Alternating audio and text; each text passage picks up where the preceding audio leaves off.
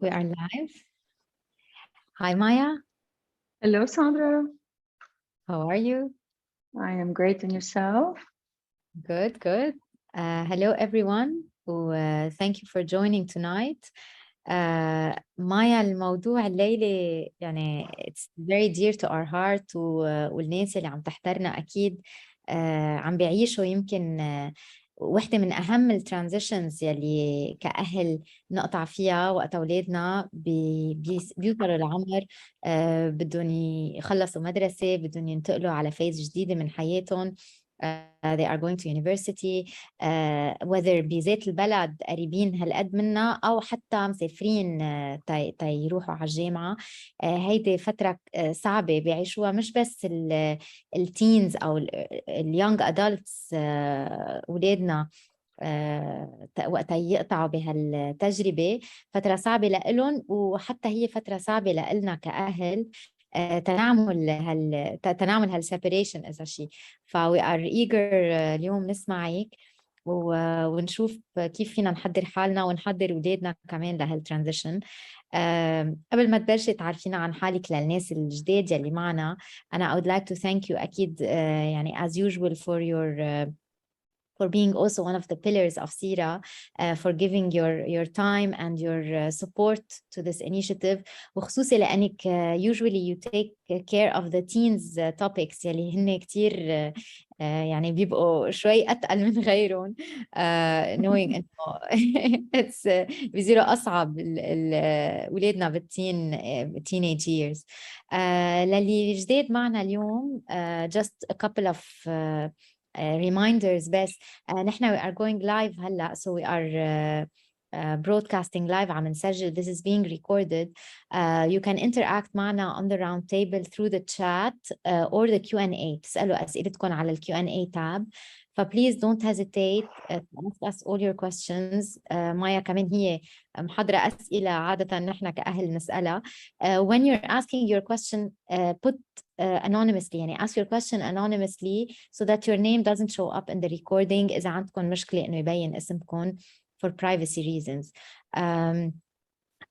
We're going to spend with Maya around 50 minutes, maybe more, talking about this topic, and then we can join. You can join us in the room for an interactive session to ask your questions live, to talk about specific use cases. إذا في شيء أنتم بتحبوا تسألوه أكتر, you can in the room interact through video, voice, also chat and listen in. Stay anonymous as you prefer. كمان بنحب نذكر الناس إنه نحن every Tuesday and Thursday we have a psychologist that is offering her time free من 8 إلى 10 بتكون معنا على البلاتفورم for free, so you can join anytime تحكوا معها. It's a private one-on-one talk for 20 minutes offered by Sira. That's all from my side. Maya, let's introduce you to our audience, who then we can start with the topic. Thank you so much again for being with us tonight. Thank you, Sandra. Welcome, everybody. Thank you, Sandra, for the wonderful introduction. I appreciate it. And it's an honor for me to be a pillar of Sira. And Sira represents so much of what we all need as individuals, as parents, as people living every day. And what you're doing and what you're providing our community with is phenomenal. And I personally want to thank you. And I'm going to speak on behalf of myself and I think all the attendees that are with me today. So thank you. I know how hard you work to provide us with everything you do. And as a psychologist on your platform, I take advantage of all the tips I learned from other people that you bring on, the other psychologists you bring.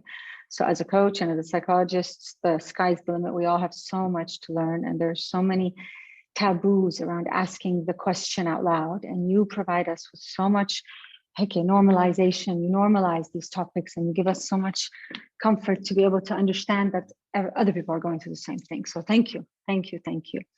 And for those of you who don't know me, my name is Maya Hawa. I am a life coach and a psychologist, graduate of the University of Houston. I'm also a certified psychology of leadership from Cornell University. I am certified coach by ICF. My niche is parenting, family, and youth. I picked that because my favorite title of all my titles is I'm a mother of 3 children. I've got a 17-year-old, a 14-year-old, and a 10-year-old.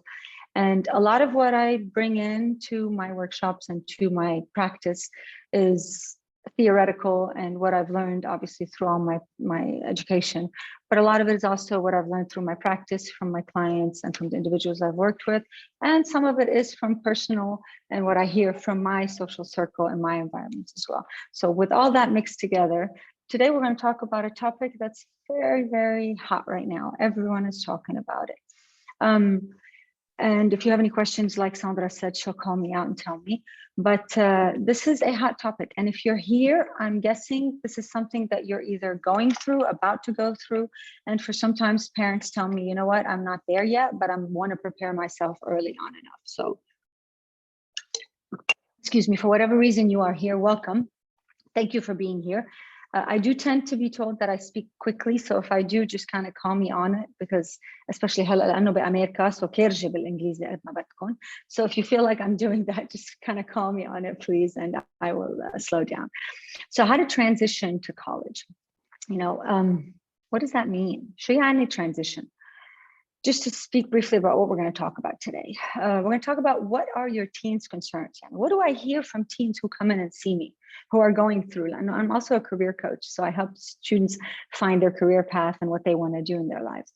With that being said, I've heard, you know, whether silently or vocally, children and teenagers who are going through that transition from high school into college say so many things to me that I've worked on with them. So these concerns are things that I've heard, things, like I said, that we, you know, theoretically we know, and things that I've lived myself in my personal life. We're going to talk about what your concerns are and that internal conflict that parents go through that I see a lot as their children are transitioning in college. We're going to know if they are ready. A lot of us ask, you know, are they ready to go? Are they ready to leave? What is the right age? في كتير أهل بيقولوا لي مايا إنه I'm teen, it's okay to send my child off. When is it okay for me to say, okay, you know what, you can move out and live in the dorms, whether it be an hour away or whether it be 20 hours away, it doesn't matter. You know, when is the right time? We're going to talk a little bit about what the empty nest syndrome is, if any of you are familiar with it or not. We're going to discuss it briefly. And then we're going to talk about the right coping strategy to prepare you and your teen throughout this transition. I love this quote because it resonates so much with what the topic is. A parent's job is to teach their children to not to need them anymore. And the hardest part of our job is accepting the success at our job.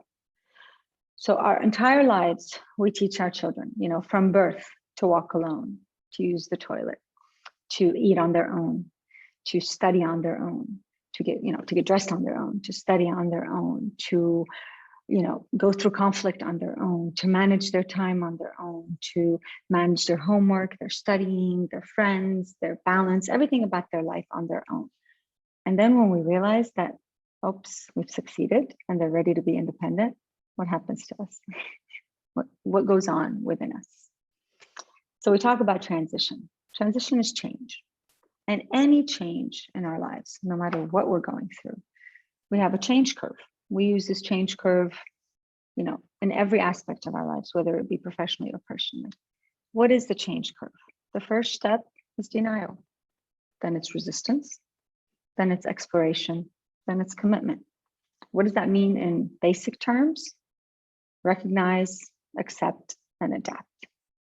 So during this change, the biggest part, and why do I use this quote? Because the most important part is a lot of parents, and I hear this from a lot of parents, they come and tell me things and they say, you know, my child is worried, my child is worried, my child is worried. And a lot of times as parents, we feel that the children are worried and they are concerned. I have no doubt it's changed for them as much as it is for us.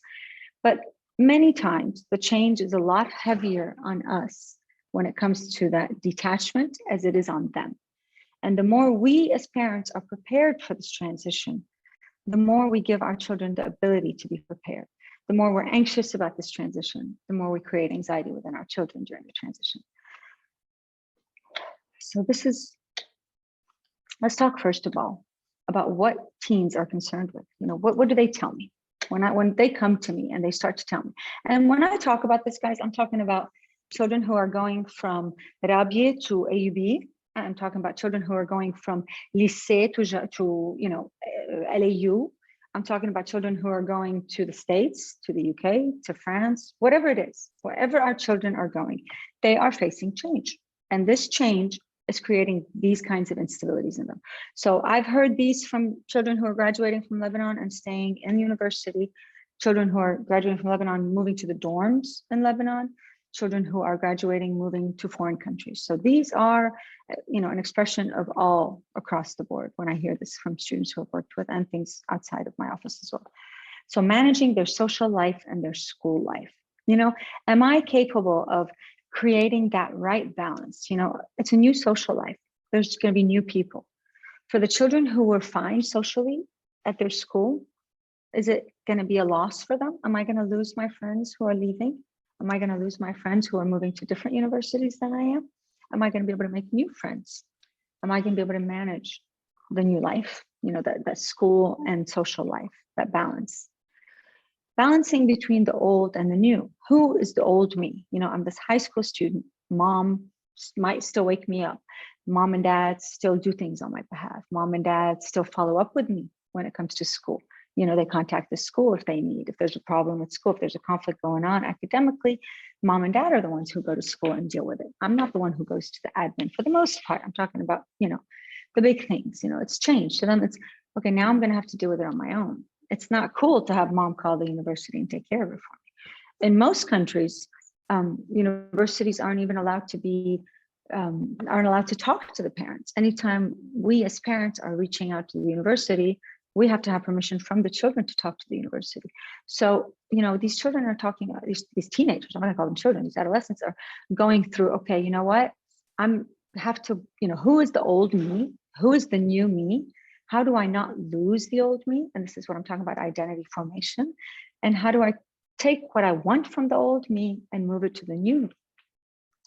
A lot of concerns that I hear from teenagers who are transitioning are meeting everyone's expectations. A lot of them are, picked majors that they're not even sure that's exactly what they want to do. Some of them are so sure of it, yet they don't know how successful they'll be in it or whether or not they're going to like it. Am I going to meet my parents' expectations academically with my grades? I've heard children say things as far as, I keep calling them children, I'm sorry, teenagers say things as far as, mom and dad are spending so much money on me. Am I going to be up to that? Am I going to meet up to their standard of, they're working so hard? Our kids are aware of what we're going through when we're sending our kids to college, whether financially, emotionally, or mentally. And they are carrying these burdens on their own. Am I going to be able to build meaningful relationships? Am I going to be able to meet someone that, somehow I align with? And, is it the first time I actually start the world of dating and relationships? What am I going to do with that? How am I going to deal with that? And a lot of parents, and this is not, I'm not criticizing or, saying anything negative about it, but a lot of us forget to have these small conversations with our children as they're going to college, because our main concern is ماما ما تنسى تتحمم، ماما ما تنسى انه بدك توصل على الوقت، ماما ما تنسى انه هول الصفوف هيك، ماما ما تنسى انه اذا فايلين على غير بلد انه you have to manage your bank account and you have to make sure this is, it's, in the apartment and the roommates and so have you. So these are, we'll talk about parents' concerns in a minute, that we forget to really give them that comfort when it comes to these topics. Confusion, choice of path, like I said, is it really what I want to do? A lot of, I don't know if you've attended my workshops in the past, but 80% of students who enter college change up to 4 times the first 4 years of their lives, their career paths. Some of them 4 years later, some of them during, some of them first year, second year, third. So, there's so many majors now, they're called undeclared or liberal arts programs or things like this, because children are unable to make those choices. And to a certain extent, they do make these choices, but then they're not sure if these are the right choices or not. So this is all, they're having to live with all these, emotional imbalances and all these thoughts and all these instabilities within them. Financial responsibility, I don't know about you guys, but my children, when they need money, they come to my room, they say, Mommy, I need money. And I give them, take it out of my wallet or I give it to them or what have you. All of a sudden, they're going to have to manage if they're leaving to live in a dorm or in university or abroad, they're going to have to manage their own finances. They're going to have to manage bank accounts if they're abroad. They're going to have to manage talking to the bank. They're going to have to manage credit cards, bills if they have to pay bills. The university starts to send them their financial forms. These are all thoughts they're going through. Cultural adaptation. I've had a lot of students who've left Lebanon and went to other countries, and they struggle. Am I going to understand how an American deals with this? Something as simple as I heard a student once say to me, here when we send messages to each other, we send voice notes on WhatsApp. In the States, it's not acceptable. It's weird if you send a voice note. So these are things, okay, thanks to TikTok and thanks to all these social media, this is when we thank God we have it. It's normalized, or there's a fusion of cultures now. Our children are exposed to all these cultures more hands-on, but still, am I going to be able to do it? Am I going to be able to function in that culture? Am I going to be able to still eat Lebanese and not look to, be frowned on? عم بقولكم يعني الاشياء اللي بسمعها من الاولاد من التلاميذ اللي بيجوا لعندي are simple things, yet they don't realize how much these are really carrying heavy on them and creating a burden for them. Dealing with change, roommate difficulties. A lot of kids live in our homes and they have their independent space, and someone comes in and cleans it for them. And if not, then mom does it, or they're responsible for it to a certain extent. All of a sudden, they have to live in this space with someone else they don't know, they know nothing about. And am I going to be able to do that? What if, I had one child tell me, I speak at night. I talk, I sleep and I talk. How is my roommate going to deal with that? I'm worried about that. So this can affect his sleep and his concern. So just things as simple as that. Family managing without me. I've heard this so much from children who move abroad. Are my parents, are my brothers going to be okay? Is my sister going to be okay? Are my parents going to be okay without me? Is mom going to be okay? My mom is an emotional bubble. Is my mother going to be okay? Identity formation, like I said, these children are moving abroad, and there's so many different changes in the world today, and students are having to deal with changes that maybe in our days we didn't have to deal with. And all these changes and all these exposure that they're having, how am I going to deal with it? Am I liberal? Am I conservative? How do I align with these people? Am I going to a liberal college where students tend to have a liberal mindset to it? Religious differences, am I going to be okay with the religious differences? Especially if, I was brought up in a community where we were very similar and we aligned very much in our beliefs and our values and the way we practice our day-to-day beliefs. And the biggest, and I say this, I'm going to say it as much as I can, loneliness and isolation. What am I going to do? I had a student once who was going to Canada who told me, Sundays are lunch at my grandparents'. What am I going to do on Sunday? So the little tiny things that these students think about, as much as I want to go emotional, I'm not going to. I'm going to hold myself and try not to. But these are their concerns, guys. These are what I've heard them voice to me in my office. This is what I've heard, with clients, with parents, with students in my environment, in my country, my children's friends. This is, if you want, the shortest list I could come up with of what their main concerns are. What are parents' concerns? Is he going to eat healthy? Is he going to manage to buy the right kind of food? Is he going to find the right kind of restaurant? Who's going to cook for him? What's he going to do? What is she going to do for her breakfast every day? Are they going to live on McDonald's? 60% of students who leave their home abroad come back for 6 months gaining weight. Why? Because they don't know how to manage. They don't know that if they stop at Starbucks and pick up a muffin in the morning, and then they have lunch at McDonald's or at the student cafeteria, and then at night they go and grab a burger, that's not like, the breakfast that they used to have at home. And because they're overwhelmed with everything else, that they don't put a lot of weight on that. They don't emphasize, they don't put emphasis on the importance of, oh no, hang on a second, I forgot to eat fruits and vegetables today. So health-wise, and I'm talking about physical health, exercise. With college, they have a lot of expectations with studying, so they might not have the time to do their sports. If they were playing soccer with their friends or football with their friends back home or in their community where they're living, and they're now having to go to a new university, whether or not in the same country, am I going to find people who do the same, who do the things I do? Are my children going to be able to find, is my son going to find someone who likes to play basketball like him and shoot hoop with him every day after school, as he was typically doing? This is my concern.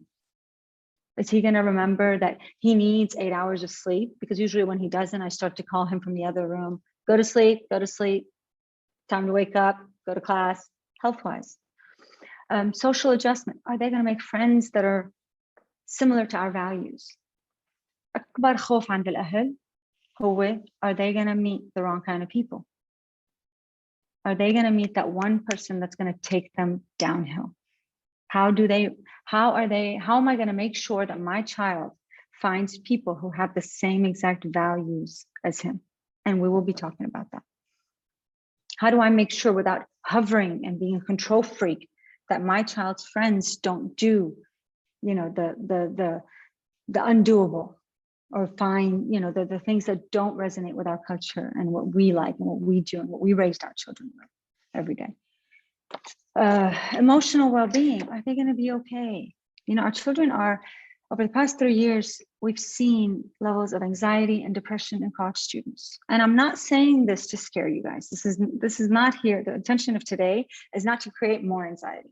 It's to give you as much comfort, and I will in a minute. But the past 3 years with COVID and the children, for the most part, 2 years, I'm sorry, and students not being able to go to class in college, students who moved to a new place, whatever it is, couldn't make it socially, academically, and health-wise because they couldn't find a place to do it. They were isolated.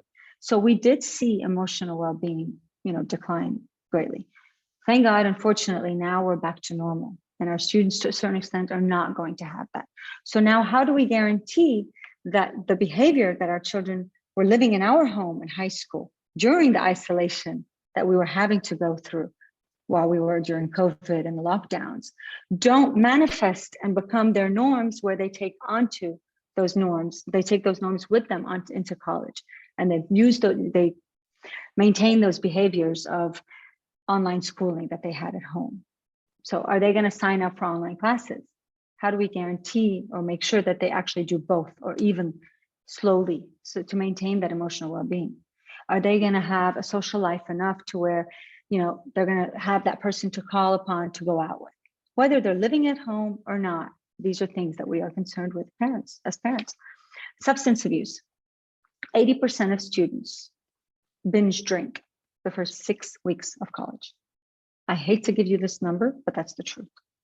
And I can guarantee you, this is not just an American statistics. I've seen it myself in our communities. So yes, it does exist. And your children will, irrelevant of what values or beliefs we have embedded in them, be exposed to this. I don't know if they will, but they will be exposed to it. How do we normalize it? How do we deal with that? Do we say no? Do we say the mamnua? Or do we communicate with them? And that's why I have communication in the middle, because communication is vital to all of our concerns. Is my child going to talk to me? Is my college student going to call me and tell me what's going on?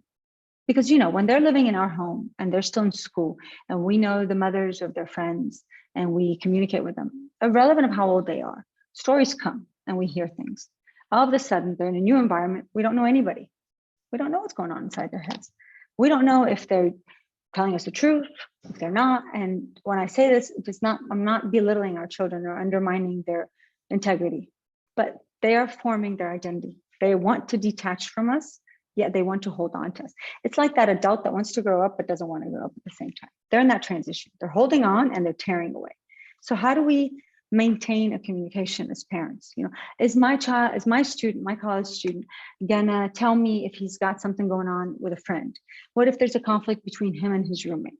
What if he has a problem with a professor in college? What if he fails a class? What if he doesn't like his major? Is he gonna come and talk to me? Is she gonna come and tell me if she's attracted to, or she's attracted to, I'm gonna say, a boy who she believes might not be acceptable to us? We might not accept. Is she hiding it from us? Is she living in that space on her own and not sharing it with us? So communication is a fear of every parent. Are they going to remember to charge their phone if they're living far from us? So I can call them in the morning and see if they're alive. So, 18 to 21 is a very critical age for children, for people. And what we create in those ages become our norms over the rest of our lives. And these are the ages when our children are detaching from us and they're becoming young adults. And they're no longer under our wing, if you want. They're no longer under our influence. They're creating their own lives. So how do we do it? How do we allow them to do it, but at the same time be present? So these are the concerns that parents share with me all the time. And at the same time, there's a concern that parents share with me. And this I hear a lot is, Maya, I have a sense of guilt. I have this internal conflict, like I can't stand having him at home anymore. You know, he fights with me, he argues with me, he defies everything I say. She does everything I tell her not to. She argues with her siblings. She doesn't listen to her dad. She doesn't listen to me. She does everything total opposite of what I asked her to do. Of course she does. Of course he does. They're teenagers. Yeah, well, I want them gone, but then I feel guilty because I still want to hold on to that responsibility. So I want to let go, but at the same time, I feel guilty because I kind of want to push them away, but at the same time, I want to hold on to them. So I don't know if any of you live with this while you're in this transition, but a lot of parents have said that to me. You know, I feel guilty. I feel like there's a sense of emotional guilt within me because my child is leaving and I can't wait to not have to say, yalla, wake up, yalla, time to study, go take your bath, time to eat. Did you have lunch, son? Son, did you go to class today? Is everything okay? How did you do on that test? You know, why aren't you home yet? It's late. Where are you? You know, we're ready to let go of that heavy responsibility because they're defying us and they don't want us to be responsible anymore. And they're exhausting us because the responsibility has become different than when they were 10 and when we'd say, yalla, it's bedtime. Yalla, it's time to study. Yalla, it's time to go to activity. Now they're independent bodies. They drive maybe. They're on their own. They're creating their own decisions, making their own decisions, and they don't want you involved. And you're like, okay, you know what? I want you out of my house. And I remember when I was growing up in the States, I'd hear a lot of people say, I can't wait till they're 18 and they're out of my house. And I used to think, حرام هالولاد لأنه أنا أهلي ما كانوا يقولوا هيك. أنا أهلي كانوا يقولوا وقت تتجوز بتفل من البيت. And that's fine. There's nothing wrong with that, both. But the question is, that is the internal conflict. You know, do I want them under my wing? And I'm talking about mentally and emotionally, or do I want to let them go? Honestly speaking, you want both. There's nothing wrong with not wanting to fight with an 18-year-old boy every single day because he doesn't want to listen to you anymore because he's a man now. But at the same time, wanting him to stay at home and wanting him to stay your son because he does belong to your legacy. He is a part of who you are, a part of your identity as a parent. So how do you deal with that conflict? Like I said, change. First thing is recognize it. Recognize that you have these emotions. The first step is to recognize that you have the right to feel that I do want my child gone and I do want my child on their own. As we said earlier, we teach them everything we do as our job is to teach them to not need us anymore. But then when we start to feel that they don't, is it wrong? Is it me pushing him away? No, it's him succeeding at what you did. It's her showing you that, hey, mom, you did a great job. I'm ready to be on my own to a certain extent. Of course, they still need us. We're not going to throw them out. You know, like I said, 18 to 21, this is the most critical age. If they create the wrong kind of habits during that time, we will regret letting them go completely. But at the same time, we need them to create their own identity. We need them to learn to do things on their own. We need them to make mistakes and learn from their mistakes because these are important. Otherwise, at 21, we're going to be doing it until they're 25. So we need to let that time be. We're present, but we're not there anymore. How do we do that? By recognizing that when I call him, I had a mom once tell me her son was in the States for college and she called him in the morning and he didn't reply. It was a Sunday morning and he didn't answer. So for 6 hours, she was calling him, and his phone was off. So she called the university police and the university police went and knocked on his door. And this boy was his third year in college. So I'm guessing he was 20? The university police knocked on his door and the boy was sleeping. And he called her and he goes, Mom, leave me alone. It's Sunday morning. I want to sleep. So what are the things that we can do to feel that, okay, we're ready to send them off, but at the same time, we're still watching over them, that right kind of balance when it comes to parenting through that transition. And then, of course, there's that empty nest syndrome. And actually, Sandra asked me to talk about this. So I'm going to go ahead and talk about this per your request, Sandra. And I have dealt with clients. اجينا سؤال هلا كمان عن انه the role of the mom يلي كل حياتها مكرسة حالها للولاد، خصوصا إذا ما كانت عم تشتغل ويعني she has been most of her time and effort has been for the kids. So how does a mother deal with kids leaving بالsense of identity تبعها? Of course. And to answer that, to start with, Sandra, thank you, is to start to tell you that it's, you know, studies show that it's a lot harder on mothers than on fathers, not because they love their children more or what have you, because mothers, for the most part, are the more primary caregivers for their children. And that does not mean that it's, you know, one size fits all. I'm talking about in general. Usually it is the mother who will stop what she's doing or will, you know, have to balance a little bit more being a mom and if she's a career woman or not or what have you. So it is a lot harder for the mother, and it is a lot harder for her to start to say, okay, you know what do I do now? You know, who am I now? And this is what the emptiness syndrome is about. And it is a real syndrome, guys. This is a diagnosis that we actually, see with parents. You know, you start to become sad, emotionally distressed. It is that feeling where the parent starts to feel like, where am I? So what do? They start to create chaos with what they do have. But some couples start to actually say, you know, do we know how to live without the child anymore? Do we know how to be a couple without having that child? You know, because a big part of the child's life while they're at home with us as a couple is, you know, managing parenting and managing that child as parents. So a big chunk of that couple together become parents. You know, they stop being just husband and wife. They are husband and wife, but they're also parents.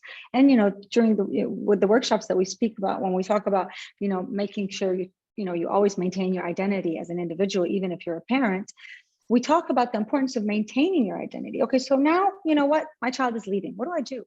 You know, do I know how to sit with him every single night? Or do I know how to sit with her every single night alone without planning things for the children? Do we know how to take vacation without our children? Do we know how to take care of ourselves without our children? You know, what's going to happen? You know, I'm getting older now. What's going to happen to me? Who's going to be around me? You know, these are things that empty nesters start to feel. And when we talk about empty nesters, we're talking about when the first, if it's your only child, or the last child leaves the home. So when that nest becomes empty, you know, when all the children have flown away and you're on your own. But, you know, these are equally felt when one child leaves and you have other ones, but they're a lot heavier when all the children are completely done. And we tend to see that people who do have careers, you know, transition easier during the empty nest, you know, the time when the children are transitioning to college, kids are transitioning to college. But people who don't have careers can manage better if they start to work on themselves. And we will talk about the different ways to do that. So the frustration is there. You don't know what you know. You're frustrated, you're angry, you don't know what to do. You don't know who you are. You know, I've been a mom for 18 years of my life. So what do I do now? Who am I? You know, what is my purpose? And that's it. You know, my purpose has been being a mom. And this is why a big part of finding your purpose could be a beautiful thing. It could be a time in the life when a person starts to discover who they are, what they want, what they love to do, taking up something that they had maybe never done before, without creating a negative mindset to it. مش إنه زهقانة وما بتعرف شو بدها تعمل فعم تدبر حالها تعمل شيء. لا, it's not that. It's that you've fulfilled your job as a mother. You're still a mother. That didn't stop. You know, the role of a mom is always going to be a mom. It's just the practical day-to-day things that have to change. And we'll talk about the different ways to do it in just a second. Now, a big question that parents tell me is, how do I know if they're ready? And I'll tell you this because I've heard this over the past 4 years of my life. I've dealt with these questions from so many parents. You know, as my children are growing older, I'm in that, you know, age bracket of parents, you know, who are sending their children off. So they come and they ask me, you know, how do I know they're ready? You know, and I've heard people say, لا خلي يعملوا البachelor's هون حدي بضلهم ببيتي بعدين الماسترز يروحوا يتخصصوا برا. Guys, there's no right or wrong. Okay, there's no right or wrong answer. أنا ماني هون تقلكن لا خلوا ولادكم يفلوا. أنا ماني هون تقلكن لا خلون عندكم. It's neither nor. But what's the most important thing is it's about who the child is. Who is the child? Do they have the skills to be on their own? And when I mean the skills, I'm not talking about laundry and cooking, and because holy إذا ما تعلمون هلا بدهم يتعلمون بعدين. So these are not what I'm talking about. I'm talking about the emotional well-being. Are they able to time balance well? Are they able to create relationships the right way, to maintain relationships? You know, is your 18-year-old somebody who you still have to take care of every single aspect of their life? Do they know how to deal with conflict? Do they know how to reach out when they are needed? You know, I mean, there are some, we all have these, you know, kids at home where the one that kind of isolates himself and sits in the room and doesn't let us know what's going on with him, and the one that comes to us every time their, you know, hair hurts. So, you know, does he have or does she have the self-advocacy skills and the self-management skills and the self-awareness? Are they able to understand that this person is not going to align with my values or my beliefs? Are they going to be able to recognize these things? And I'll actually share with you on the platform, Sandra, right? The questionnaire. I've set up, you know, it's not mine, it's somebody else's tool that I borrowed, but it is a set of questions that you can actually sit with your child and talk and ask them, or let them ask it to themselves. One, it creates a question in their head of, you know, what should I do with this? And I do need to bring this to my attention. I need to think about this, because the more we prepare them, the more they're ready to face any challenge they face. The less we prepare them, the more likely they will face challenges. And as I can imagine, because a lot of them have come and shared with me, when we try to talk to them about this, it's khalas mom, leave me alone. You know, khalas mom, please. That's their denial stage, guys. They're in the denial stage. You remember that change curve I talked about? That's them not wanting to face these emotions. That's them not wanting to think about these questions. But we need to impose those questions on them. We need them to understand that these are things you need to think about. You know, it's like going on a trip without a luggage. The more we prepare them with what's coming as far as what they know about themselves, the more that luggage is prepared for that vacation. So they, you know, use these questions, sit with your child, email it to them, print it out, let them sit with it, and open communication. You know, and if you've attended any of my workshops, everybody knows, and Sandra, you know, how much I weigh so heavily on communication. Communication is the pillar of everything in our lives, and especially as parents. And when I say communication, guys, I mean two-way communication. I'm not talking about one-way communication, because teenagers and typically boys, I will say, will not allow you to speak with them, will not allow you to talk to them, will not allow you to give them advice. But you know what? They do ask questions in the oddest ways, sometimes in an emotional outbreak, sometimes in an emotional calm. But they do ask the question, and they'll ask questions in the oddest way. I've heard students say something like, you know what, when you go to cut your hair, how do you tell the hairdresser what exactly you want? How do you find the right hairdresser? Or they'll come and tell us they saw something on TikTok, and you know, they'll relate to that. And that might be a question that they have. So what do we as parents usually do? We give them an answer, and we should not give them an answer. We should actually the next slide I'm going to talk about in a minute. We should actually ask them the question, to have them learn how to answer it themselves, to give them the tools to find out the answers on their own, knowing that they can always come back to us if they don't. How do we do that? By asking questions, by not telling them, خلاص تعرف شو أنا بهتم لك فيها. خلاص تعرف شو, I'll do it for you.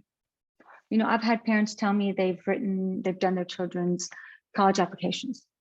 They've done their children's financial applications. They've done their children's, you know, they've set up their dorms. They've set up their, you know, they fill their children's car, their students' car, their adolescents, their college students, I'm going to call them, car on the weekends when they go to college. Doing it on their behalf is not going to teach them to do it. And I know we do it because we want to protect them, we want to help them, but we're not helping them when we do that. They need to have those self-management skills. So when are they ready? Whenever they're given the chance to be ready. Whenever they're given that chance to actually be given the opportunity to do it for themselves, possibly even fail, and then try again to succeed. And failing is not wrong. They have to fail. I mean, we all know that the only things that teach us is when we do something wrong and learn from it. And I'm not talking about a failure that's unfixable. And that's why we don't hover, but we're there. We don't suggest, we ask. We allow them to ask. We don't possess. You know, I had a mother who told me, I have a locator on my son. I manage all their finances. You know, I check his bank every single day. I ask him what he charged every time he goes to the shop. Well, how do we expect that boy, who's now 23 or 24, to manage on his own if he's had mom do it for him? Yes, it's hard for moms to let go. You know, we are losing something. There is a part of us that we are letting go. But that part of us, we have given the foundation, guys. We've created the right foundation. And if we don't feel we have, it's never too late. Sit down with them, discuss. Through communication, we can create a foundation. It's never too late. So when are they ready? That's a very personal question for you. If you believe that you can let go of your child, of course, if you can let go of them, if you can let that young man or woman be on their own. If you don't think you are, then you're not ready. But if you're not ready and they are, I see a lot of conflict coming along. And if they're not ready and you are, I see a lot of conflict going on. Some students will say, I'm not ready to leave home. I have a friend of mine whose daughter told her, I want to do my freshman year in Lebanon in a dorm to try it out. If I do well, then I'll transition and leave abroad. I've had another student say during the pandemic, they moved away and they did a year abroad with their parents. And they looked at their parents and they said, okay, I think we want to stay at home and be with you guys. She said, I think I want to stay at home and be at home for my undergraduate degree. There's no right or wrong. There's no what they should do. But whatever they decide to do and whatever we as a family decide to do, and I say decide together, not individually, neither the parents nor the child alone, we need to decide to do it knowing that this transition is, it's very important that during this transition, we are allowing them to tear away from us, to move away from us, to fly. مي عنا قبل ما تنقلي عنا كم سؤال Are they ready؟ أول شيء بدنا نقول للأودينس إنه رح نحط التول يلي بعتينا إياها الquestionnaire رح نحطه باللايبرري تبعنا. It's a PDF. They can find it, download it, and then they can do it with their teens. بالنسبة ل Are they ready؟ مرات مايا بيصير في conflict إنه us as parents ما بنكون نحن ready وما بنقشع إنه هن منهم ready لأنه نحن منا ready. So هون كيف فيك تساعدينا كأهل نعرف إنه how objective we are وقت نسأل حالنا يعني will these exercises help us كمان understand maybe more objectively. هيدا أول سؤال. اثنين إذا أولادنا منهم ready what do you suggest؟ يعني لازم نبلش نحكي فيهم على عمر أبكر مش دغري قبل الجامعة يمكن during the last year of school. كل يعني أمتين المفروض نحن نبلش نحضر مع أولادنا تيكونوا ready وشو فينا نعمل maybe 2 years before or the year before ما يكونوا رايحين على الجامعة كمان تما نوصل يعني we are thinking late about these issues. Great questions. How do we know if we're ready? Yes, the tool thank you, Sandra. The tool that I'm sending is a set of questions for your student and for your child and for you as well, for your teenager and for you as well. So ask yourselves these questions and think of it objectively. Now, something I always tell parents is both partners do it, the mother and the father, because there's always, within the partnership, within the parenting, there is always somebody who's able to see it a little bit more objectively than the other one. One of us is always a little bit more emotionally involved in the parenting job than the other, and the other one might be the rational. We always see that balance in couples. So I say both of you sit down and ask yourselves these questions as a couple, and then if not, then outsource. Sometimes a sibling can help you. If they have a sister or a brother, a good friend, somebody who is around the child, but not too much and doesn't see the day-to-day grind of his emotional instability and sees the outside of it. Sometimes an uncle or an aunt or a teacher or a counselor or a professional. There's nothing wrong with seeking a professional to sit down with your child and start to see if they are ready to do these things. We don't want our children to run away from our home. We don't want them to leave because they're running away from something, but at the same time, we don't want them to stay because we're holding them back from something. So the question is, when do we know we are ready, and if we are ready, and how do we know if our child is ready? By asking ourselves these questions as objectively as possible. And an exercise I do with a lot of parents is take your situation, and this is difficult, but we do it an hour. It takes me an hour to actually get the parents out of that, take that hat off and put another hat on. But take that scenario and place it in someone else's, place someone else in your place. Take someone, okay, I'm sorry, let me say that in a different way. Think of when your son or your daughter's best friend, and take on that behavior of your child and compare it to the behavior of a person that you feel might be ready or might not be ready, and see how alike those things are and how much you are thinking of it objectively or emotionally. Those exercises might help you. How early and when do we start talking about it? It's never too early to start talking about these things. I always like to tell parents, 9th grade, grade 9, اللي هي مبارك في French system. When they're about, I should say 13, it's a good time to start talking about it. They're already talking about it. They're already thinking about it. Schools are talking about it for the most part. Career paths. Students are being exposed to things certainly. How do we prepare them for it? I always tell parents, the more we hand on responsibilities to our children, hand over responsibilities at an early age, the more we see that they're able to transition properly, easier in this stage. So I'll give you an example. I have a lot of parents who, help their children with homework.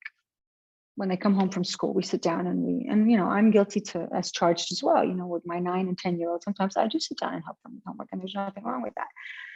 But at the same time, when my child is, or my son is 16 and I'm still sitting next to him for him to do homework, I question that, do I really need to do that? He needs to be responsible for himself.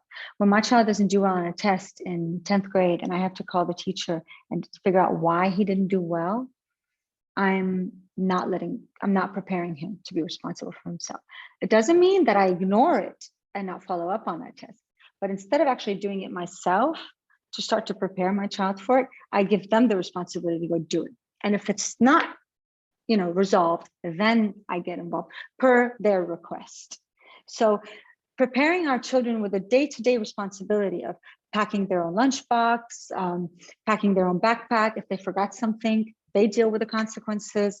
If they, not helicoptering so much as a parent at a young age, at the age of 13, creates that, slow movement, that slow detachment of mom taking care of me fully, dad taking care of me fully, to actually me being able to take care of myself fully at one point when I'm 18, 19, 20, whatever time I'm ready to send my child off and they're ready to go off. Another thing I always tell parents is, it's the little things that matter. Sometimes I'll hear, and when we do the anti-bullying and we work on bullying, I'll hear parents whose children come and tell them, they had a conflict with someone at school, and the parents will automatically, and this is normal, I always tell them I have Cruella claws, and when something comes close to my children, those claws come out and I just go and I want to protect them. But that's not my job. My job is not to protect my children. My job is to teach them to protect themselves. So as much as it will kill me at night to lay in bed and know that I didn't go and do something about the problem they had, in reality, I'm preparing them to face the problems of the world and the reality of the world. So it's never too early to start. And it's never too early to start talking about, what they want and how they want it. Another thing I tell them is it's also good to let our child in the summers, during the holidays, whenever it is we have holidays, to kind of detach from us and go stay somewhere else, whether it be a camp, a family member, a friend, whatever, just something where they're not necessarily under my wing, to see how they start to get used to being responsible for themselves. And, responsible for themselves as in their emotions and their feelings and their, day-to-day care, self-care of themselves. I do hope I answered the question. If I didn't, we can always, come back to it later on in the platform. Let me go. Okay, daily concerns, that I hear from parents. Will my son or daughter be able to organize time to get to classes. Yes, they will. And how do I know that? Because I'm going to let them try. And if they miss a class once, it's okay. I'm not going to hold them for it. It's their responsibility. They have to hold themselves accountable. It's no longer my job to do it. They're in college. College is a transition from school to the real life, to corporate world, to what's coming. If I continue to organize their classes, I had a mom who would go visit her son and stay with him every time he had exam period because she wanted to make sure he was studying. And with all due respect, that's wrong. Our children need to know how to manage themselves, especially at a certain age in their lives. How often should I call? No, don't call the police if they don't, answer their phone on a Sunday morning. Have a system, create a system with them. I told my son, I'm going to ask you for one thing. Call me every morning or text me, just say good morning. And his response was, I'm going to download an app and send you a good morning every day automatically. So have a system with them because we are parents and they are still our children. وانا ما بقول انه نحن بدنا نعيش مثل ما بنشوف على التي في انه اولادنا بيفلوا ما بقى بنسال عنهم. اكيد لا. First of all, that's not within our culture. Second of all, it's not within our norms. Third of all, it's not something we want to do. So, and believe it or not, actually, the cultures overseas don't do that. I had a pediatrician once tell my son, the only thing, you will have to do is just call your mom once a week because they'll kind of buy you a week. I was like, no, not every week. Let's call me every day and say hello to mom. So these are things I have the right to ask for my children. They are still under my, if you want, umbrella, but they're not fully under my umbrella. They're branching out of my umbrella. So yes, if you want to, have a morning call with your child every day, if that gives you a peace of mind, do it. If it's at night, great. If you want to reflect on their day at night, and don't overbear them. Don't ask questions. Don't tell them what to do. Don't get into their business too much so they don't stop doing that. Do it in a gentle way. Support them. Remind them during those calls that you're here for them, and as much as you can in an easy way. What if my student, calls in distress? What if they're freaking out? Something bad happened. What do I do? Don't solve the problem for them. Help them find ways to find the tools to solve their problems. Our job, and that's what we're coming to next, is to coach our children through this transition. I don't have a magic stick. When people bring their children, when they're transitioning, and a lot of my clients come to me at the age of 18 or 17 when their young adults are moving away, and they say, Maya, you know what? There's a lot of conflict between me and my child. So can you take on, following up with them during the first whatever period you feel necessary while they're moving to college? I don't have a magic stick. All I do is just give them a safe space to come and tell me whatever they feel, whatever they're thinking, whatever they're going through, and we deal through that emotion in the best way possible. So I don't freak out. I don't yell at them. I don't tell them what to do. I listen to them and I help them find solutions to their problems through their own set of rules and their own set of values and beliefs. How will I know that my student will be safe? How do I know anything when it comes to that? I prepare them. If my child is going to live in a city that's dangerous, I prepare them with the right tools to know that they're safe. You don't leave your dorm after midnight. You make sure that you don't carry too much cash with you. If you're living in a dangerous city, have pepper spray with you. Those little tiny things that we're afraid because we think if we tell them we're scaring them. No, we're preparing them. Going on a trip, I need to pack these in my luggage. That's what we need to do. What if my son or daughter starts drinking alcohol or using drugs? The more open we are when it comes to communication, the more likely they will come and talk to us about it. The more we say, إذا بتسترجي تعمل هالشي بتشوف شو بيصير, the more ما رح أعرف, we will face those issues afterwards. So the more we normalize the ability to say, whatever you go through, you call us. Whatever you're going through, you call upon us. I had a student who left Lebanon, went to the States, incurred so much debt on a credit card that when he left the States back to Lebanon, he owed so much money because he was afraid to tell his parents that he needed this money. So the more we're allowed to tell them, the more we give them the opportunity to say, تعالوا خبرونا شو ما عم بتعيشوا. نحن هون لإلكم. نحن we're your stability. نحن ما رح نصرخ. نحن ما رح نعيط. نحن we're going to be here for you. The more we will prepare them to not fall through whatever تجربة رح يعملوها and follow through with it. لأنه it's all about, and we're going to talk about that in just a second, how that first transition at the very beginning of that change, they have to adapt in the best way possible. And the more we're available for them with zero judgment and unconditionally, the more that period will pass through peacefully and they'll maintain a healthy lifestyle. What if my student gets homesick? They will get homesick and they will miss you and they will cry and they will cry themselves to bed at night. I've seen it. Students tell me, I miss my mom. I miss my dad. I miss that Sunday lunch at my grandparents. I miss sitting with my siblings. I've seen it, guys. It breaks my heart. It makes me cry internally when they tell me this, but they have to. They have to feel homesick. It's a part of the process. It's, that from resistance to exploring of change, that change, that curve, they have to go through it. And homesickness is one of them. I'm in the States. I've been here for a month. I can't wait to get back home.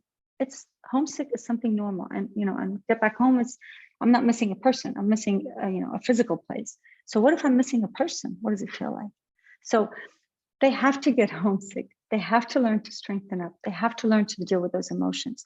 But it doesn't mean that we can't be available to them. When we start to notice that they're too homesick, we can pop in and visit, bring them home on a weekend, spend an extra weekend with them if they're, in the house, give them that extra time, whatever it is. Homesickness is normal. And I noticed, and this is, I'm going to tell you this because I've seen this a lot from my practice. A lot of students who go to cold cities get homesick a lot more than students who don't go to cold cities.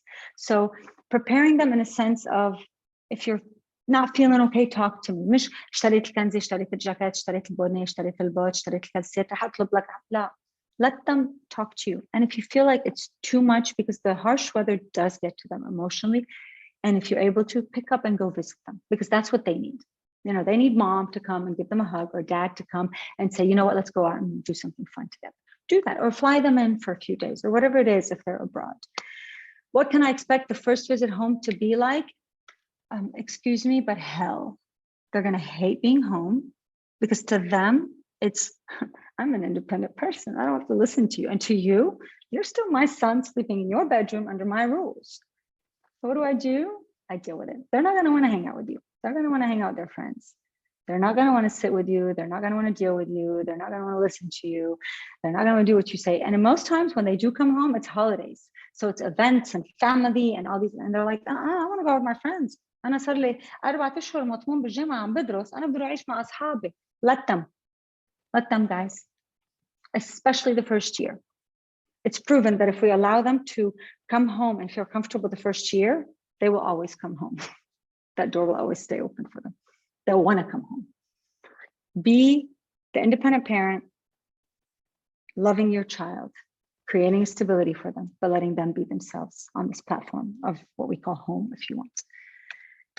Red zone.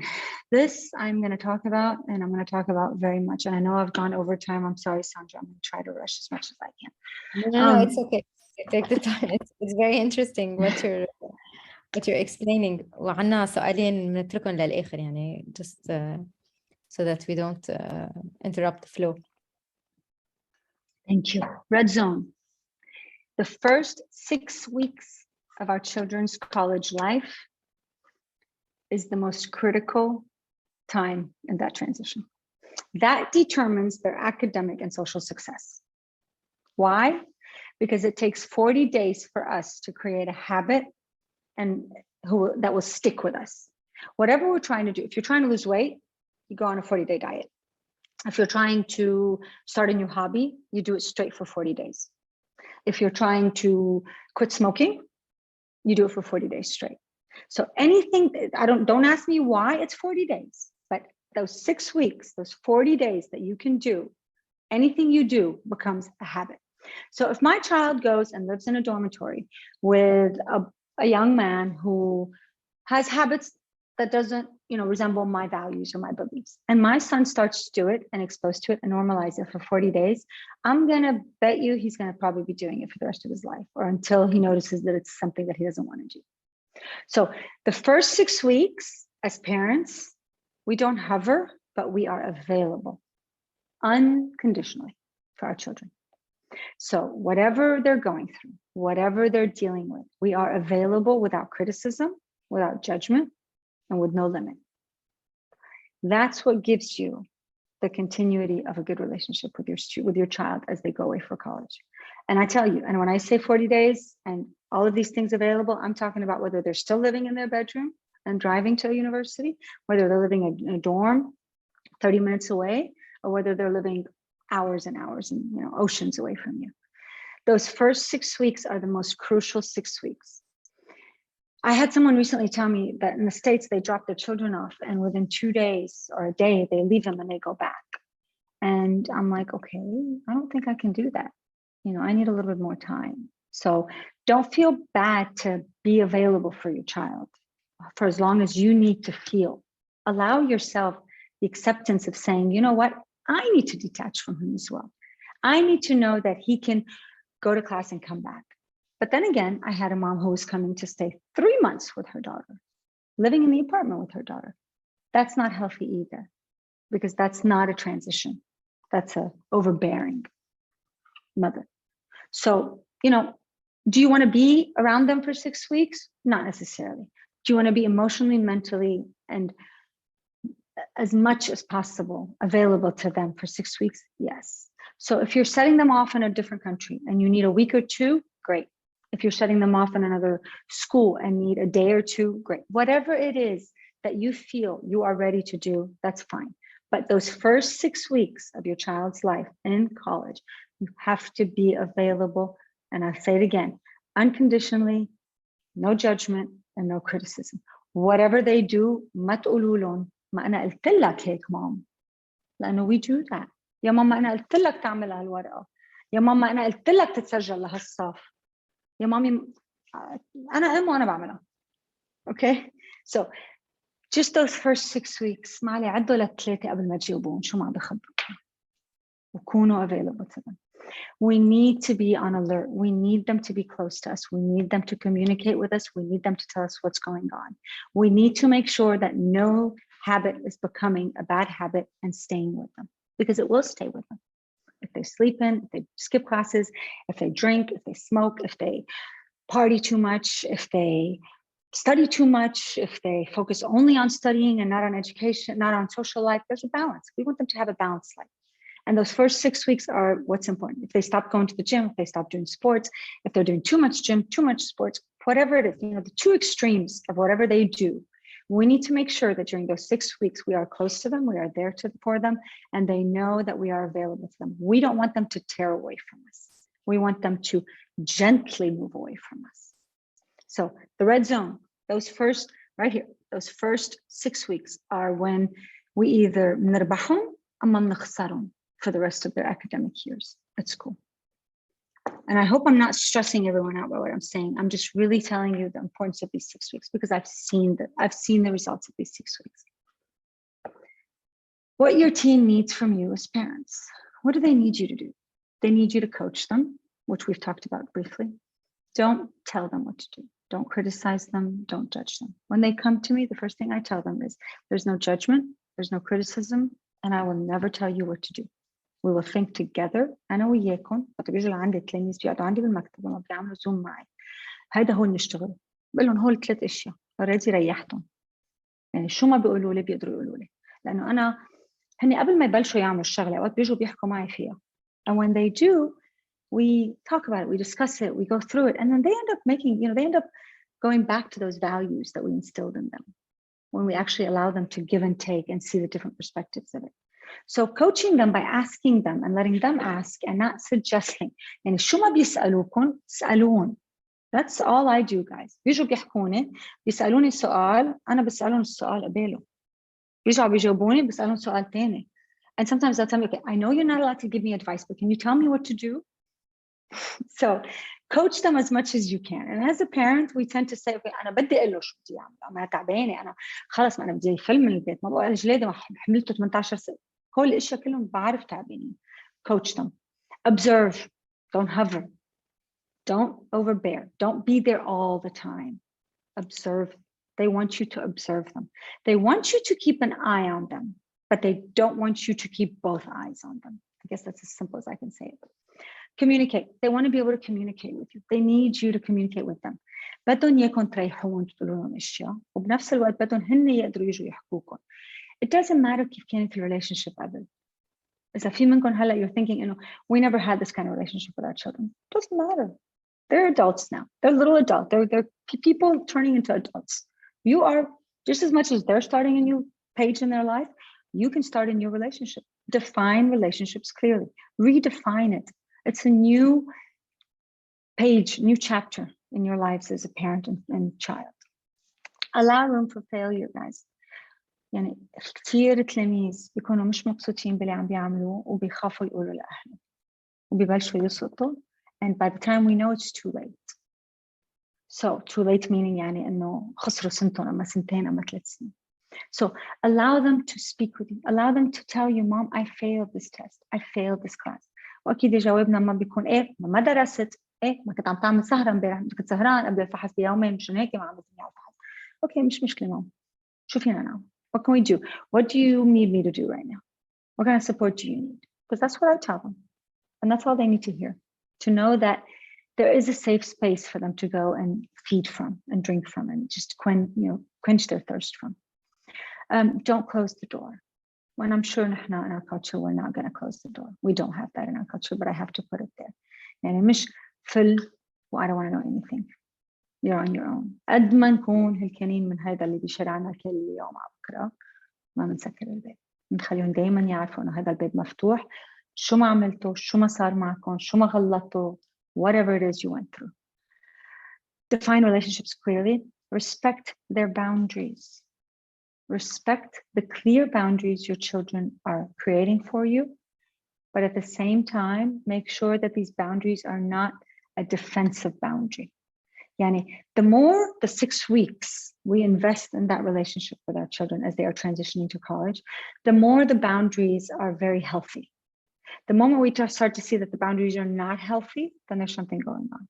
And when that mom sent the police to that boy, he clearly wanted a boundary of mom, لا أنا على الويكند بدي تحلي عني وأنا بدي أنام وبدي أرتاح. وقد إيه صعب علينا. It's a part of life. We have to transition. We have to be adults. I had a mom once tell me, أنا ما برتاح تيتجوز وتجي مرة تعيش معه. No, they need to be adults, guys. Support through understanding. They just want you to understand if they make a mistake, if they don't know what they're doing, if they need help. It's okay if they say, Mom, I need you to do this on my behalf. Let's do it with them. Don't do it on their behalf. Kind of transition shway responsibility onto them as much as you can. As far as you, go back to the question of what do you do if your role has been solely being a parent for so long and all of a sudden it's all changing?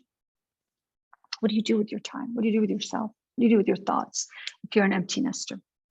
Focus on what is here and what is now. ما تفكروا بالباسي, ما تفكروا بالفيوتشر, فكروا بهلا, بهالمومنت انتو توعوا بكره شو عم بيكون تعملوا. What can you do today to enjoy your day?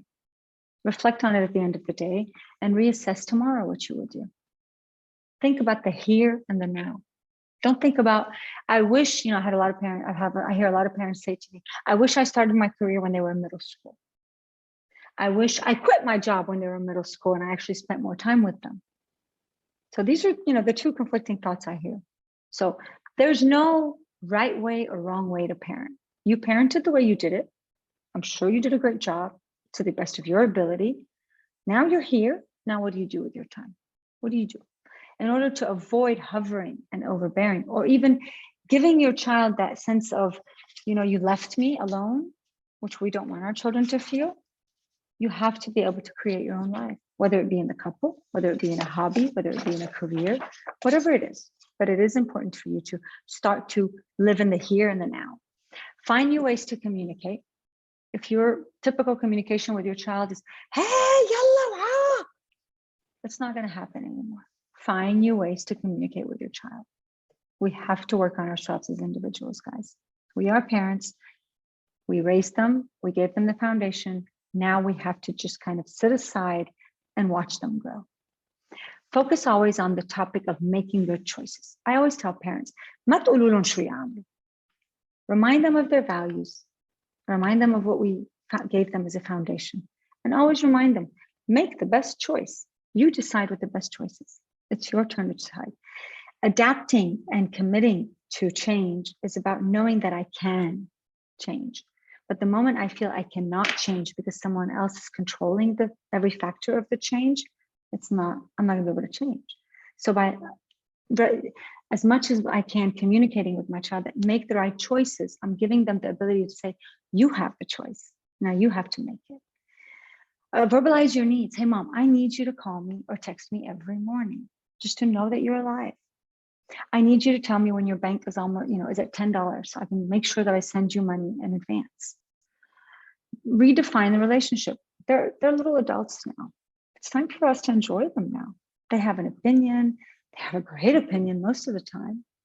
Respect them as an adult and reassess that relationship, redefine it. They're no longer your little babies who need you to do their laundry and take care of them. They're little adults. And if you want them to be successful adults, allow them to be those little adults that they want to be. Resist the urge to hover. ما نعمل helicopter ball. يعني إذا كنا نحكي لمعلمك اليوم نحن ما بقى فينا نحكي لمعلمي ولا مرة. Acknowledge your conflicting feelings. Accept that you want them to leave, but you want them to stay, and find a middle ground بينك وبين حالك or بينك وبين حالك emotionally. Accept what you cannot control. You can no longer go into the portal and see their grades. They will come and tell you. Allow them the chance to do that.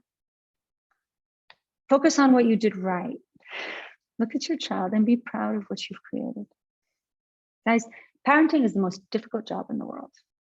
And parenting in this transition is the hardest part of parenting because we're letting them go. We've been given this gift and we've done our best to, see them grow into these amazing human beings. And now we're letting them go. So go back and focus on the good things your child has, the strengths, their weaknesses, work with them on it. Talk to them about it. Be gentle with yourself. إذا عبالكم تشوفون دقوا لهم قولوا لهم. Verbalize your needs. أنا اشتقت لك. عبالي أشوفك ماما. ما فيها شيء نطلب من أولادنا إنه أنا مشتقت لك. ما فيها شيء نطلب منه إنه بدي أعمل فيديو كول معك هلا اشتقت لك. Just let me know when it's a good time for you. Create a support system for them. Help them create a support system for themselves.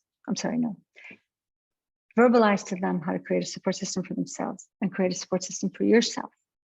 And I always tell parents, whatever you're going through, find someone that's going through with you at the same time. But at the same time, ما توقعوا حالكم أو بعضكم. And if your friend is also sending her son off to college or her daughter off to college, مش تقعدوا تبكوا تخلصوا على بفينكس. فكروا اثنيناتكم كيف بدكم تقووا بعضكم in your times of weaknesses, and support each other. And sometimes hearing other people's story helps you understand how it's okay. I'm not alone here. Other people are going through it as well. Coping skills for our teens, briefly, let them know their strengths. And through this questionnaire that I sent you, they're going to be able to highlight what they're not very, strong, or their weaknesses, I should say. So let them know it and help them understand that you're here to help them through it.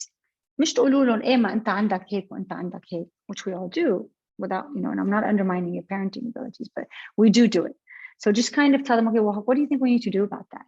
How can we build that? Problem formulation strategy. Share with them. Sharing our experience when we were in college, even if it doesn't, لو ما بتشبه their experience, will give them a sense of, I've been there, I've done it, and I know how to solve problems. So let me tell you how I did it. How I picked my courses, or how I dealt with this exam, or how I took biochemistry, or whatever. Create a mindset of acceptance and speaking up and reaching out for help. As much as we can, we need to allow our children to know that there's that self-efficacy. You can come and ask for help. If you can't help me, here's someone's number.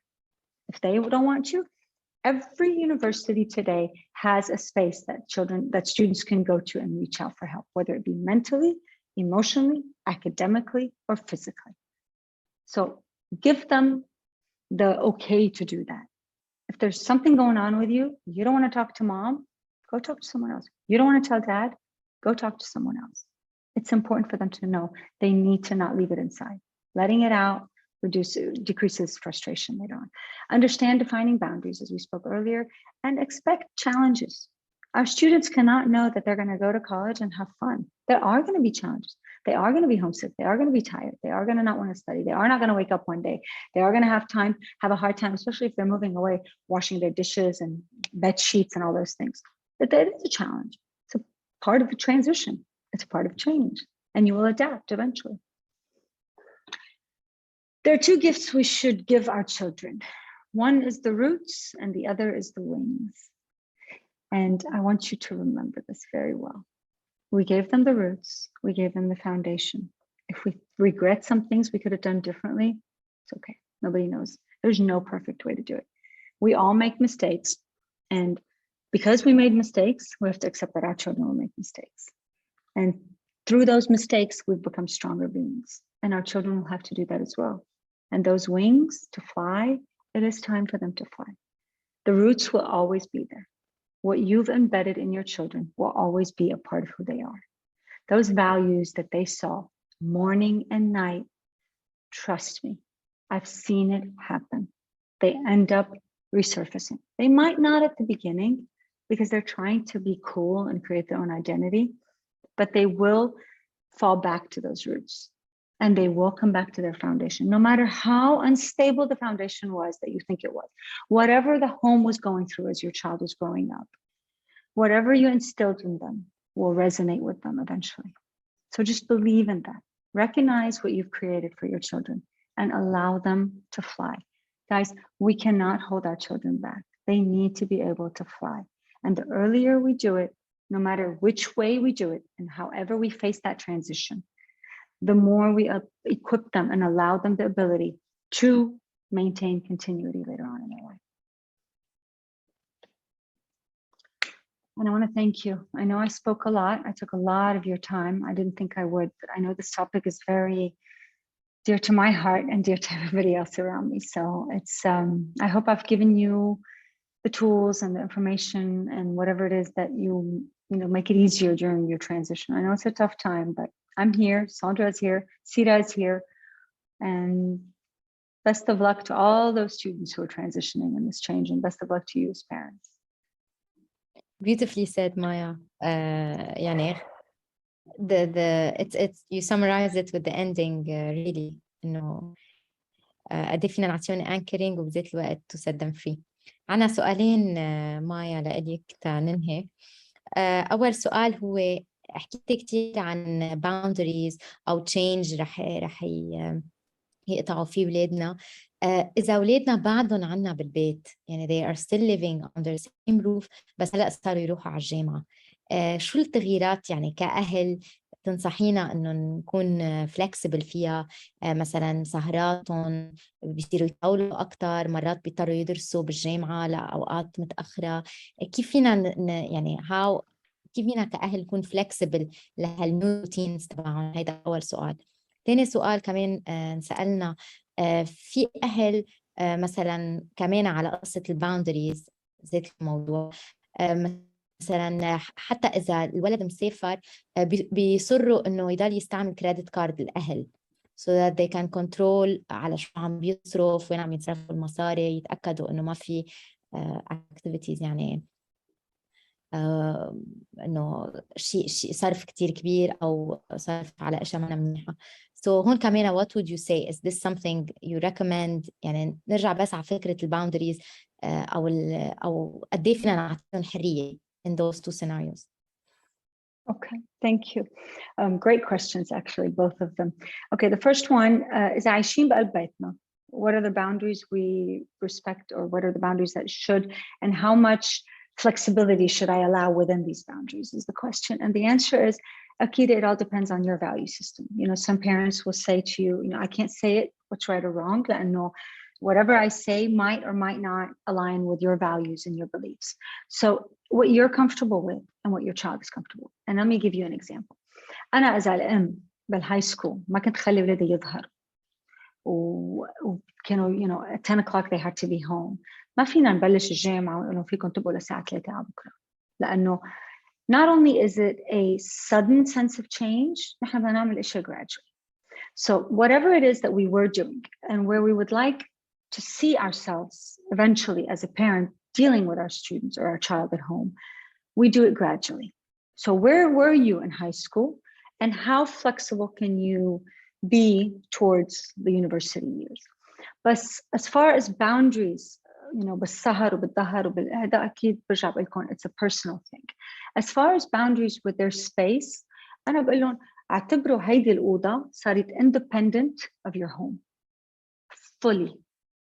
يعني أنا إذا أولادي بدهم يعيشوا بالأندرجراجويت عندي بالبيت، بدي إياهم بالأول 4 سنين بالجامعة 3 سنين اللي هي أنا بدي ولدي يتعلم يعيش وحده، لأنه eventually بعد هال3 سنين يمكن يبقى ليصير عمره 40 سنة ببيتي. It's not the point. The point is that making his bed and doing his laundry and figuring out his food and studying on his own and waking up on his own ويجي على السهرة على الوقت ويروح على جامعته على الوقت، كل هول الأشياء بده يعيش بهذا السبيس وحده فيهم. يعني I have to create that boundary. برجع بقول لكم gradually، يعني مش all of a sudden أوكي خلص أنا ما بتعاطى ما خصني، لا. It's a gradual transition. But it is important for us to slowly give into that transition so that the child at the age of 21 has created the independence and the ability to be independent if they choose to leave at 21 or even at 40, whatever it is that, you know, again, this is a very sensitive question لأنه it depends on your values and your beliefs and what you believe is right or wrong. أنا ما فيني أجي أقول لكم بدنا نطبقها على أنا شو بتقبل أما غيري شو بيتقبل. This is something very subjective to every person. But to be as objective as possible, allow them to be independent bodies, respect them as growing adults, and allow them to behave as such. What is and is not allowed, slowly transition throughout your values and your beliefs in order to meet halfway with them. لأنه برجع بقول لكم نحن ما بدنا نعيشهم ببيتنا ونكون overbearing ويحشروا من بيوتنا أولادنا. نحن بدنا يضلهم ببيوتنا ويضلهم يحبوا يكونوا ببيوتنا in whichever way possible. So see where they are, see where you are, and align as much as you can midway through, شوي شوي, slowly transitioning into it. As far as the credit card and the money, that is a very important question, and I've heard it from so many people. And I'm going to give you, from my experience with my work and my clients over the years, what I've seen. And I might be criticized for this, but I am going to say it. And I will say it, and please, you can hold me accountable for it. When we give our children cash, we give them the freedom to do whatever they want with it.